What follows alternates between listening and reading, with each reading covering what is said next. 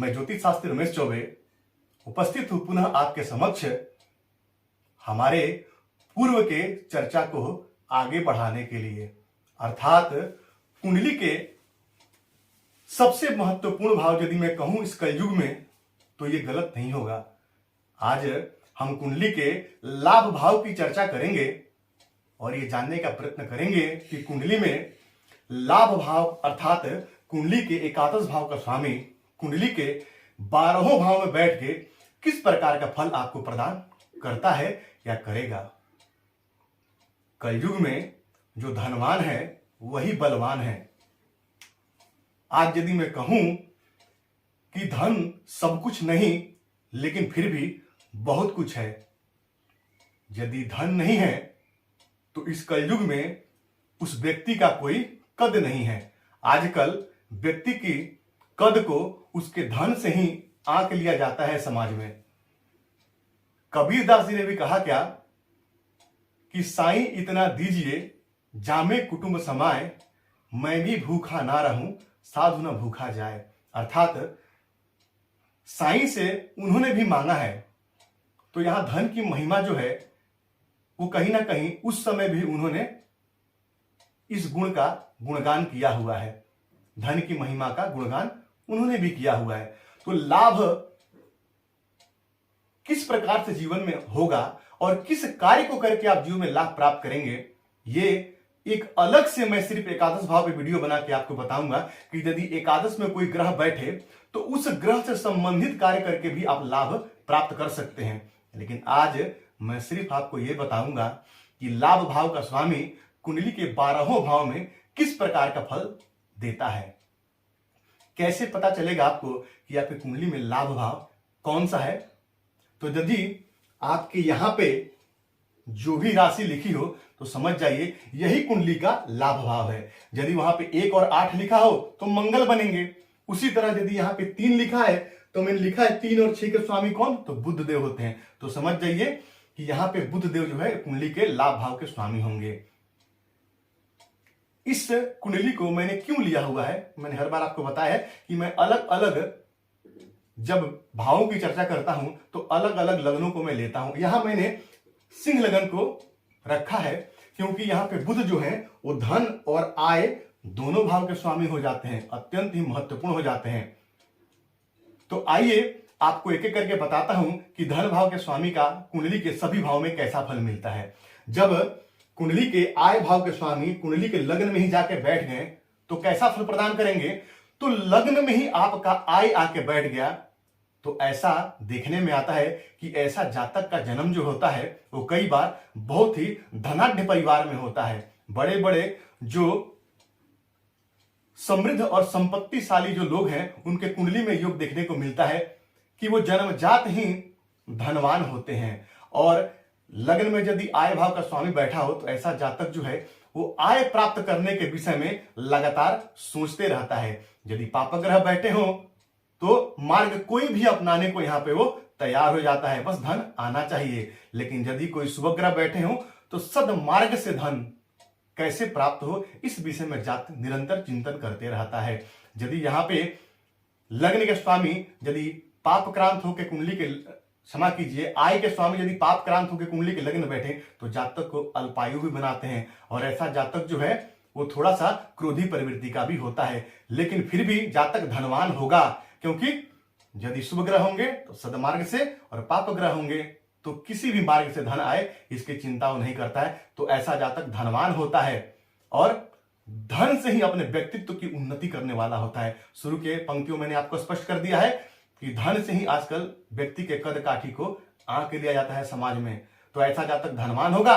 और चूंकि ये आय भाव जो है ये वृद्धि का भाव है, हमारे कुंडली का तीसरा भाव जो है वो हमारी इच्छा का भाव है कि आपकी इच्छा कितनी होगी। और ये जो भाव है वो इच्छा पूर्ति का होता है। आपने कई बार सुना होगा कि भगवान ने मुझे इतना दिया जिसकी मैंने इच्छा भी नहीं की थी, जितना मैंने सोचा भी नहीं था। तो यदि इस भाव से पराक्रम भाव से यदि ये भाव मजबूत हो तो जातक को अथाह मिलता है। तो इच्छा पूर्ति का भाव है। तो लग्नेश तो लग्न में जाकर यदि बैठेंगे इच्छा पूर्ति के स्वामी तो जातक के क्या करेंगे तो व्यक्तित्व की उन्नति करेंगे, व्यक्तित्व में वृद्धि करेंगे। तो जातक पद प्रतिष्ठा मान से संयुक्त होगा और धन धान्य और ऐश्वर्यवान भी होगा। अब वहीं यदि कुंडली के लाभ भाव के स्वामी कुंडली के धन भाव में आके बैठ जाए तो लाभ भाव के स्वामी कुंडली के धन भाव में आके बैठ जाए तो ऐसा जातक जो है वो आभूषण पहनने का शौकीन होता है और आभूषण के कार्य से पैसा भी कमाता है। ऐसा जातक बैंकिंग और फाइनेंसिंग के सेक्टर में जाके भी अच्छा सफलता प्राप्त कर लेता है। अब मान लीजिए यदि यही लग्न की कुंडली हो और बुध ही आके बैठ जाए तो बड़ा श्रेष्ठ।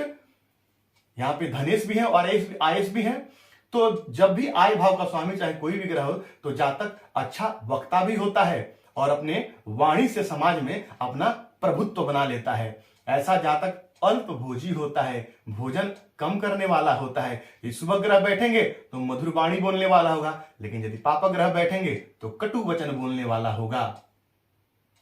और ऐसा जातक को ही हम ये एडवाइस करते हैं कि आपके कुंडली में यदि आय का स्वामी कुंडली के धन भाव में द्वितीय भाव बैठा है तो दूसरा भाव किस चीज का है? अस्थाई संपत्ति का है। तो हम कहते हैं कि आप अपना जो पैसा है वो लिक्विड मनी नहीं बल्कि उनको ठोस में बदल लीजिए। जैसे कि कुछ सोना खरीद लीजिए, खरीद के रख दीजिए, या जमीन में पैसा इन्वेस्ट कर दीजिए, या घर में पैसा लगा दीजिए। तो ऐसे व्यक्तियों को इस प्रकार से ही उसके धन में वृद्धि होती है और जातक धनवान होता है। क्यों?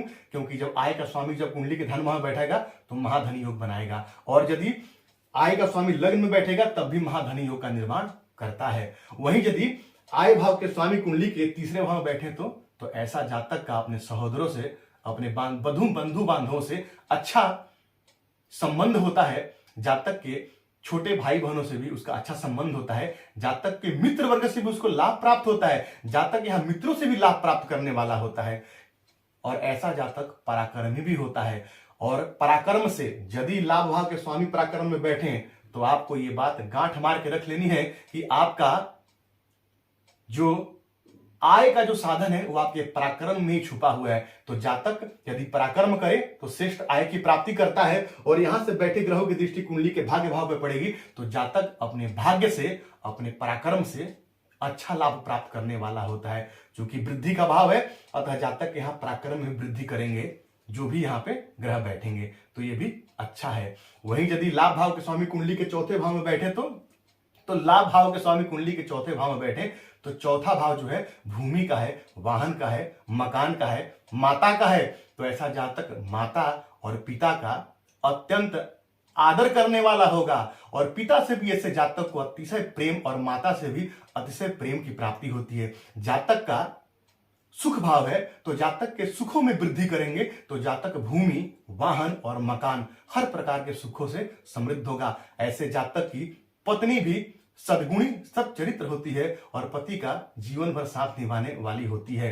ऐसा जातक जो है हर प्रकार के सुखों से युक्त होकर के और सारा सुख भोग के इस पृथ्वी पे और तब यहां से वो गमन करता है, अर्थात ये हर प्रकार से श्रेष्ठ माना गया है। वहीं यदि आय भाव के स्वामी कुंडली के पंचम भाव में आके बैठ जाए तो पंचम भाव बुद्धि का है, ज्ञान का है। तो ऐसा जातक अपनी बुद्धिमता का प्रयोग करके जीवन में श्रेष्ठ आय की प्राप्ति करने वाला होगा। क्योंकि आय भाव के स्वामी जब कुंडली के पंचम में बैठेंगे, उनकी सातवीं दृष्टि कुंडली के आय भाव पे पड़ेगी, तो ऐसा जातक अपनी बुद्धिमता से, अपने ज्ञान के प्रभाव से धन कमाने वाला होगा। ऐसा जातक जो है बुद्धिमान और ज्ञानवान होगा। संतान से भी ऐसे जातक लाभ प्राप्त करने वाला होता है, अर्थात ऐसे जातक की संतान को भी संपूर्ण सुख मिलता है। संतान का संपूर्ण सुख प्राप्त करने वाला ऐसा जातक होता है और संतान के माध्यम से जीवन में श्रेष्ठ आय अर्जित करने वाला होता है। यानी कि जातक की संतान ऐसी होगी जो जातक के पद प्रतिष्ठा मान सम्मान में अपने आय से चार चांद लगाने वाली होगी। ये जनता के धन का, ये यदि जनता का भाव है तो ये दूसरा भाव जनता के धन का भाव है। तो यहां जातक जनता से धन कमाता है। तो जनता से धन कैसे कमाएगा? तो ऐसा जातक लॉटरी में, सट्टे में, शेयर बाजार में यदि पैसा इन्वेस्ट करे तो बहुत श्रेष्ठ लाभ कमाना होता है। क्योंकि ऐसी जगहों पे कई लोगों का पैसा लगा रहता है, जनता का पैसा लगा रहता है। तो ऐसा जातक वहां से भी काफी धन अर्जित करके और हर प्रकार से सुखी और समृद्ध होता है। वहीं यदि आय भाव के स्वामी कुंडली के छठे भाव बैठे हो तो छठा भाव को पता है रोग, ऋण और रिपु का है। ऐसा जातक जो है शत्रुओं से कहीं ना कहीं त्रस्त रहता है, लेकिन एक यहाँ पे प्लस पॉइंट क्या है कि ऐसा जातक शत्रु से भी लाभ अर्जित करने वाला होता है। ऐसे व्यक्ति जो है अपने शत्रुओं को भी मात दे जाते हैं और उनसे लाभ अर्जित करने वाले होते हैं। ये जो छठा भाव जो है वो ननिहाल का है, मातुल पक्ष का है। तो ऐसा जातक को कई बार देखा गया है कि मातुल पक्ष से यानी कि मामा के यहां से भी संपत्ति प्राप्त हो जाती है। छठा भाव जो है वो कैसा है, तो कोर्ट कचहरी केस मुकदमा का है। तो जातक यहाँ कोर्ट कचहरी केस मुकदमा से भी जीत करके, किसी प्रॉपर्टी पे यदि केस चले तो वहां पे वो केस मुकदमा में जीत करके और वहां से जो है क्या करेगा, उसको प्राप्त कर लेगा। लेकिन वही यदि यहाँ पाप ग्रह बैठे तो क्या होगा, तब भी कोई खराब फल नहीं मिलेगा। क्योंकि यहां यदि कोई पाप ग्रह जैसे शनि जैसे ग्रह बैठेंगे तो कुंडली के 12 भाव को देखेंगे तो ऐसा जातक विदेश में जाकर के और श्रेष्ठ आय प्राप्त करने वाला होता है। लेकिन यदि यहाँ पे आयुष यदि पाप क्रांत है तो ऐसा जातक रोग ऋण और रिपु से त्रस्त रहेगा। जातक त्राहिमाम कर जाएगा रोग ऋण और रिपु से। तो यहाँ पे देखना बहुत ही आवश्यक है। लेकिन फिर भी यहाँ पे बैठे हुए जो आयस है आपको लगभग ठीक ठाक फल प्रदान करने वाले होंगे। यहाँ सूर्य और मंगल जैसे ग्रह भी श्रेष्ठ लाभ देने वाले होते हैं। वहीं यदि आय भाव का स्वामी कुंडली के सप्तम भाव में आके बैठे तो सप्तम भाव किसका है, दाम्पत्य का है, व्यवसाय का है। तो लाभ का स्वामी यदि आकर के और दाम्पत्य के भाव में बैठ जाए तो ऐसी जातक को ऐसी पत्नी मिलती है जो आय करके धन देने वाली होती है। अर्थात नौकरी पेशा में ऐसे जातक को पत्नी मिलती है जो जीवन में उसको आय प्राप्त करके देती है। ऐसा जातक का ससुराल भी है, धनाढ्य होता है। ससुराल पक्ष से भी ऐसे जातक को काफी धन और सम्मान दोनों की प्राप्ति होती है। जातक यदि यहाँ पाप ग्रह बैठे हैं तो विवाह के प्रारंभ में जातक के पति और पत्नी में थोड़ा जो है वैमनस्य रहेगा, लेकिन बाद में दोनों एक दूसरे से अगाध और अगाढ़ प्रेम करने वाले होते हैं। यदि यहाँ पे लाभ भाव के स्वामी बैठे हैं तो जातक हर प्रकार से सुखी समृद्ध होगा और दाम्पत्य का भी संपूर्ण सुख मिलता है। ऐसा जातक को पत्नी भी अच्छी मिलती है, सच्चरित्र मिलती है, गुणवान मिलती है और हर प्रकार के कार्यों में दक्ष और निपुण मिलती है। यदि यहाँ सूर्य बैठे तो ऐसा जातक जो है वो अपने ससुर का प्रिय होता है और यहाँ यदि चंद्रमा बैठे तो ऐसा जातक अपने सास का अतिशय प्रिय होता है और हर प्रकार के सुख समृद्धि को प्राप्त करने वाला होता है। वहीं यदि आय भाव के स्वामी कुंडली के अष्टम भाव बैठे तो अष्टम भाव में जब भी आय भाव के स्वामी बैठे तो ऐसा जातक अल्प आयु होता है। ये कॉमन सेंस का घर है। तो जातक क्या करेगा, तो यहां से बैठे ग्रहों की दृष्टि कुंडली के धन भाव पे पड़ेगी तो ऐसा जातक धन कमाने के लिए अपने बुद्धि को किसी भी तरह से यूज करने के लिए विवश हो जाता है। ऐसा जातक को यदि मैं दुष्ट बुद्धि भी कहूं तो कोई गलत नहीं होगा। यानी किसी भी प्रकार से षड्यंत्र से, छल से, कपट से धन कमाने का भी उसको मौका मिले तो बाज नहीं आता है। और ऐसा जातक जो है धनवान निस्संदेह होता है, लेकिन धन आने का मार्ग सुनिश्चित नहीं कर पाता है कि किस मार्ग से धन आना चाहिए। किसी भी मार्ग से धन आए तो जातक धन को प्राप्त करता है और अपने अस्थायी संपत्ति में वृद्धि करने वाला होता है। धन तो यहां भी कमाता है, लेकिन किसी भी प्रकार से, चाहे चोरी ही क्यों ना करना पड़े, वो भी करके और जातक अपने धन में वृद्धि करने, अपने कोष में वृद्धि करने वाला होता है। वहीं यदि आय भाव के स्वामी कुंडली के भाग्य भाव बैठ जाए तो अत्यंत श्रेष्ठ होता है। यदि आय का ही स्वामी आपके भाग्य में बैठ गया तो जातक के भाग्य में ही क्या हो गया, तो आय का संबंध बन गया। तो ऐसा जातक जो है धार्मिक होता है, धर्म परायण होता है, धर्म कर्म में विश्वास करने वाला होता है, सदचरित्र होता है, ज्ञानवान होता है, विद्वान होता है, बुद्धिमान होता है। ऐसा जातक पिता से भी, क्योंकि पिता का भाव है तो ऐसा जातक पिता से भी आय प्राप्त करने वाले होते हैं। कई बार देखा गया है कि अपने पिता के जो कार्य है और व्यवसाय है उसी को लेकर जीवन में आगे बढ़ते हैं और पिता के माध्यम से धन प्राप्त करने वाले होते हैं। पिता के अतिशय प्रिय होते हैं। ऐसा जातक धर्म के प्रति विशेष आसक्त होते हैं और धार्मिक यात्राएं भी करते रहते हैं। दान देने में भी ऐसा जातक हिचकते नहीं है और दिलखोर का दान देते हैं। तो हर प्रकार से ये श्रेष्ठ माना गया है। वहीं यदि आय भाव के स्वामी कुंडली के दसम भाव में आके बैठ जाए तो सबसे पहले रोक करके एक बात बता दूं मैं आपको कि ये भाव जो है ये आय भाव से 12वां भाव हो गया। तो आप तो कहेंगे कि उस घर का वो व्यय करेगा, क्योंकि कोई भी ग्रह जो है वो अपने से 12वें में बैठेगा तो उस भाव का व्यय करेगा। लेकिन यहाँ पे एक चीज मैं आपको बताना चाहूंगा कि मान लीजिए यदि सूर्य और मंगल यदि आय भाव के स्वामी है, वो यदि दसम भाव में आके बैठ गए तो यहाँ पे वो दोनों दिग्बली हो जाते हैं। सूर्य को भी यहाँ दिग्बल प्राप्त है और मंगल को भी दिग्बल प्राप्त है। और मैंने देखा है कि ऐसा जातक राजकीय सेवा में होता है, सरकारी नौकरी करने वाला होता है, उत्तम पद प्रतिष्ठा की प्राप्ति करने वाला होता है। यदि आय भाव के स्वामी दशम में बैठे तो जातक जो है पिता का प्रेमी होता है, माता का प्रेमी होता है, माता और पिता दोनों से उसको संपूर्ण सुख की प्राप्ति होती है। ऐसा जातक के कार्य व्यवसाय में निरंतर उन्नति होती रहती है। ऐसा जातक यदि राजनेता बने तो बहुत ऊपर तक जाता है, बहुत बड़ा मंत्री पद प्राप्त कर लेता है ऐसा जातक, और हर प्रकार से मान सम्मान और पद प्रतिष्ठा को प्राप्त करने वाला होता है। वहीं यदि आय भाव के स्वामी स्वयं आय भाव में बैठ जाए तो ऐसा जातक जो है निस्संदेह जीवन में कई प्रकार से आय के साधन उसके जीवन में होंगे और कई प्रकार से आय प्राप्त करने वाला होगा। यदि वो धनवान नहीं भी होगा तब भी लोगों में इस प्रकार का भ्रम रहता है कि उसके पास बहुत ज्यादा पैसा। आपने देखा होगा कई लोगों के पास पैसे बहुत ज्यादा नहीं होते, लेकिन समाज में उनका वर्चस्व ऐसा होता है कि लोग कहते हैं नहीं उसके पास तो बहुत पैसा है, वो बहुत समृद्ध है। तो ऐसा भी देखने में आया है। लेकिन फिर भी यहां यदि आय भाव के स्वामी आय बैठे, जातक संपूर्ण आयु को भोगने वाला होता है, दीर्घ आयु होता है, सच्चरित्र होता है, बुद्धिमान और ज्ञानवान होता है।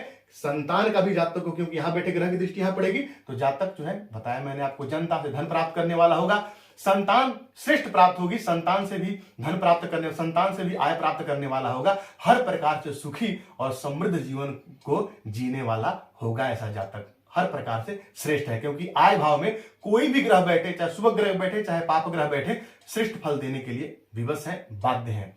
वहीं यदि आय भाव के स्वामी कुंडली के 12वें भाव में जाके बैठे तो जब भी कुंडली के आय भाव के स्वामी कुंडली के 12वें भाव यानी व्यय भाव में जाकर बैठे तो ऐसा जातक चंचल और चपल प्रवृत्ति का होता है। ऐसा जातक जो है वो विदेश में जाकर के यदि आय खोजे तो श्रेष्ठ धन कमाने वाला होता है। ऐसा जातक का आय ही कहां चला गया? विदेश में चला गया। तो ऐसा जातक विदेश में श्रेष्ठ आय कमाने वाला होता है। ऐसा आपने कई बार सुना होगा, कई लोग आते हैं कहते हैं पंडित जी बहुत पैसा कमाता हूं लेकिन बचते नहीं है। तो यदि नहीं बचते हैं तो आप देखिए कहीं आपके आय भाव के स्वामी कुंडली के व्यय भाव में तो नहीं बैठे, क्योंकि ऐसा जातक जो है वो काफी भोग विलास के जीवन जीने वाला होगा और अपने धन को जो है वो अपने ऐश्वर्य के और अपने सुखों पे खर्चा करने वाला होता। फलतः ऐसे जातक के पास धन नहीं बचते हैं, यानी कि धन के बिना जातक का कोई काम नहीं रुकता है और धन जातक के पास नहीं रुकता है। तो ये भी देखने में आया हुआ है। जातक खर्चीले प्रवृत्ति का होता है और धन को संजो के नहीं रख पाता है, लेकिन धन की वजह से कोई काम उसका कभी नहीं रुकेगा, धन उसके पास आते रहेगा। विदेश में विशेष सफलता प्राप्त करने वाला ऐसा जातक होता है। तो आज मैंने आपको आय भाव के स्वामी का सभी 12 भाव में आपको फल बताया। यकीन है आपको पसंद आया होगा। मैं इस पे एक बृहद वीडियो बना करके अच्छा से आपको समझाऊंगा कि आय भाव में कोई ग्रह बैठे तो कौन सा कार्य और व्यवसाय करके जीवन में आप श्रेष्ठ आय प्राप्त कर सकते हैं, क्योंकि ये मैंने कई सारे कुंडलियों में देखा है और एक वीडियो में बनाऊंगा ये सीरीज खत्म होते ही। तो मुझे यकीन है कि आज जो बताया आपके समझ में आया होगा। यदि आपको मेरी बातें अच्छी लगती है तो मेरे चैनल को लाइक कीजिए, सब्सक्राइब कीजिए, बेल आइकन को ऑन कर दीजिए ताकि जब भी मैं नया वीडियो डालूं नोटिफिकेशन आपको तुरंत मिल जाए। तो आपका दिन मंगल में हो, इसी मंगल कामना के साथ आज के लिए इतना ही। नमस्कार।